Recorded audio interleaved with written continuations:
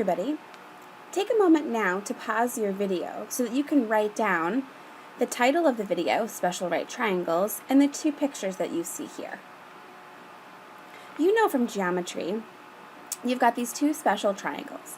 That just means that their sides are in such of a special ratio that you're going to have them memorized, and you're going to use them all the time.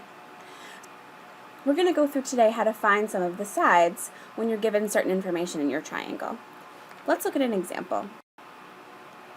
If I gave you this triangle here, I said this was 30 degrees, and that this was 4. Now, as soon as you see that there's a right angle and a 30-degree angle, you get to assume that the other angle is 60. And the reason for that is because you know that all of your angles in your triangle have to add up to 180. Now, you know that a 30, 60, 90 right triangle is in special ratio, that if across from the 30 is 4, then across from the 90 is double that, and across from the 60 is that number times root 3. Now you're done. You've come up with all of the sides because you have your special right triangle memorized. Let's look at a 45, 45, 90. As soon as I tell you that this angle is 45, you get to assume that the other one is also 45. Let's say that one of these sides, one of these legs, was 2. You automatically get to assume that the other leg is 2, right? This is an isosceles right triangle because those two 45s are the same. That means that the legs across from them are the same. And your hypotenuse is that number times the square root of 2. Piece of cake.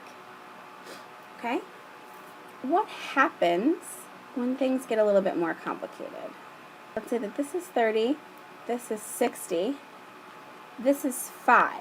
And I want to know what the other two sides are. Now you know that if across from the 30 is a, then across from the 60 is a root 3, and across the 90 is 2a.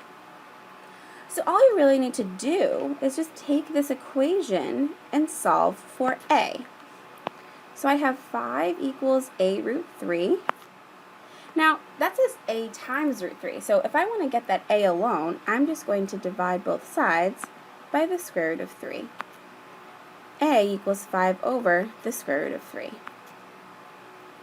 Ask your teacher if they're going to let you leave it like that, or if you need to rationalize your denominator. You could just say that this is 5 over the square root of 3. Double that is 10 over the square root of 3. Now, if your teacher wants you to rationalize, we're just going to multiply the top and the bottom by the square root of 3, and we're going to get 5 root 3 over 3. That means that this side is 5 root 3 over 3, and this side is 10 root 3 over 3. Okay, everybody, good luck.